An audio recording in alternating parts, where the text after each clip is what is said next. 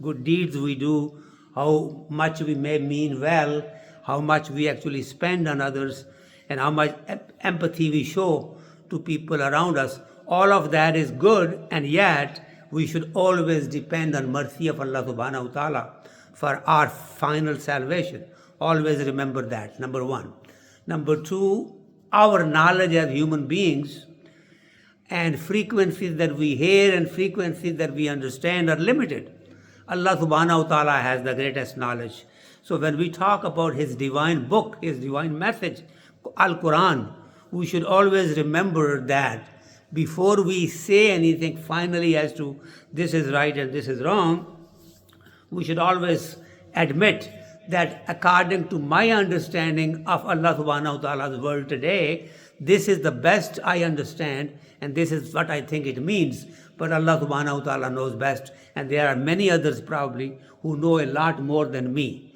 Now I had used this basically a kind of a concept so that people would realize that there is so much around us that we may not be able to really comprehend fully. I gave the example of the pencil last time. A pencil has the ability to write and write beautiful stuff, but it cannot do it by itself. Somebody has to pick it up, somebody has to put it on the paper, and somebody has to write it. In other words, we may have a whole lot of potential within us, but by ourselves we are nothing. We have to connect to somebody who can guide us. In the beginning it's our parents, and then it's our teachers, and then gradually as we get a little bit older, we start to learn from other things in the literature and hopefully increase in our knowledge gradually. But again, it's a progressive kind of a process, and we have to always remember that whatever we understand today might be proven wrong tomorrow, and we should accept that and move on forward with that kind of an understanding. So the pencil, unless it's held by somebody and actually is used, it cannot do anything. Number two, when it actually starts to write, it has to more or less make sure that the impression that it makes, it's correct one. In other words, whatever you write, if it stays after you, it should be as correct as you can possibly make it. And for that to happen, you really have to have some kind of a connection or a direct path towards the truth. And to get the direct path from the truth is you have to connect to Allah subhanahu wa ta'ala and do His zikr, and then Allah subhanahu wa ta'ala guides whosoever He pleases. So that guidance has to come from the source itself, and all source belongs to Allah subhanahu wa ta'ala. Then again, I mentioned that the pencil has to be sharpened frequently, and it hurts the pencil, of course. When you are sharpening it, it probably is painful to that, but that pain basically is what guides this pencil to write much more clearly and do a better job. In other words, when we make mistakes, it hurts us, and we should be able to correct those mistakes by basically learning from them and not being shy, not being depressed, but using that as a source to learn better and be able to correct ourselves. Then again, pencil also has an eraser. It's a rubber at the end that if you make a mistake or whatever else, try to forget that or erase that from your mind, try to correct it, and then write something that is replaces that inaccuracy with correction, so that you have now left a good mark. And then again, there are so many things that one really can learn from such examples. Similarly is human body. Human beings are like that. Our ultimate aim should be to really get to the truth and to get to Allah subhanahu wa ta'ala. And Allah subhanahu wa ta'ala in His divine messages, many places, if you read carefully, He has indicated that He is there listening to you, and you can have the ability to connect to Him, and you can be Khalifatullah. You can be His vice sergeant or his hands and feet by which He really serves His creation. But for that, you really have to be so much closer to Him that now He knows, now He uses you representing Him and doing the work of His deen, His message, and His creation. Allah subhanahu wa ta'ala has given us the example of Khidr, and many other examples are in Al-Quran, in which you can understand that there are people that really are not supposedly be in this world, and yet they are around and they are doing work of Allah subhanahu wa ta'ala. Khidr is one example, but there are many others. I don't have time for that to tell you, but quite frankly, just understand that you don't really have to be something supernatural to do it. As a human being, we have all those potentials, all those abilities to do things right, but we just have to make sure that we seek guidance from Allah subhanahu wa ta'ala constantly. And once you are connected to Him, once you are in touch with Him, and you put your affairs to Him, then Allah subhanahu wa ta'ala realizes at that time, understands that you are really serious about being close to Him. Then it's up to Him. He brings people closer to Him the way He likes to. And then after that it becomes fairly easy. A time comes when a man actually loses himself. He actually is gone, dead, so far as this world is concerned. He basically takes his hands off this world, material world, completely.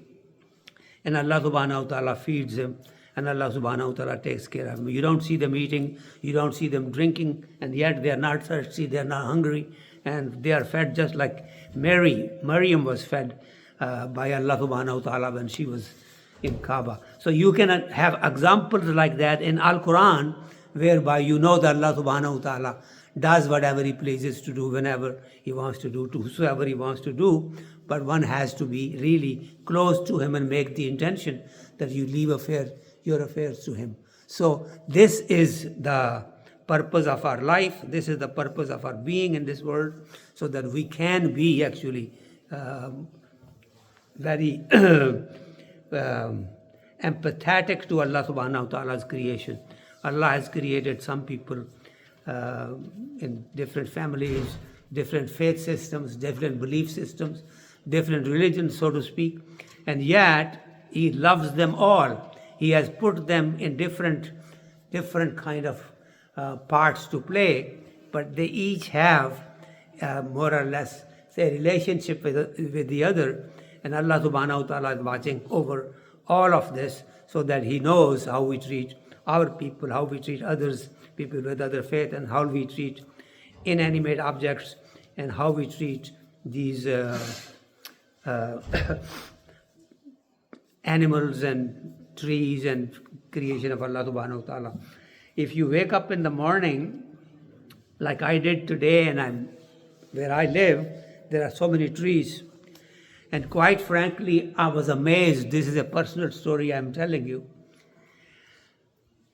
Right before the beginning of Fajr prayer, right before that, when the light starts to come out, when it's Fajr time, at that time, birds, especially these sparrows, starts to chirp, and they're constantly doing it. The moment the light is clear and it's already 15 minutes or 20 minutes before sunrise, all that stops. But at that particular time, you can actually hear what they are saying. They are at that time really praying to Allah subhanahu wa ta'ala, and they are doing their zikr at that time. If you have a moment in the morning, you see how careful they are for the time, that is the particular time they do. Now, there are people who can actually see these trees also doing certain things at certain times, but this is not the capacity of everyone, so I'm not going to say that. But these trees and these sparrows and all the creation, they all do zikr of Allah subhanahu wa ta'ala, and they all recognize the Creator.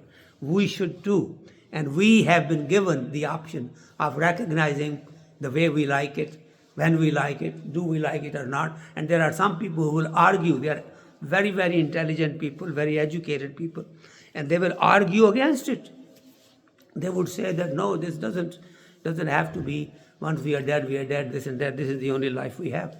What can you do? They can argue you out of this, and this is exactly what the ability of Iblis is, that he can actually make a human being think in a particular way, and he can convince you that you are right. Don't do this. Don't do this. When he was trying to stop Ibrahim alayhi salam to sacrifice his son. This is exactly what he was trying to do.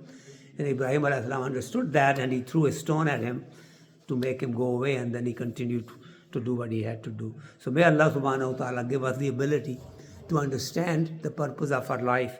May Allah subhanahu wa ta'ala give us the ability to live up to expectations so that we can recognize ourselves, in so doing recognize our Creator. May Allah subhanahu wa ta'ala also give us the ability to be so close to Him that at one time Allah subhanahu wa ta'ala uses our name, uses our kind of abilities to serve His creation. We may or may not realize that, but we offer ourselves for the service of His creation. And may Allah subhanahu wa ta'ala give us the understanding that all of this is possible. We should never deny it, and we should always try to pass it on to our children. Jazakumullahu khair. Assalamu alaikum.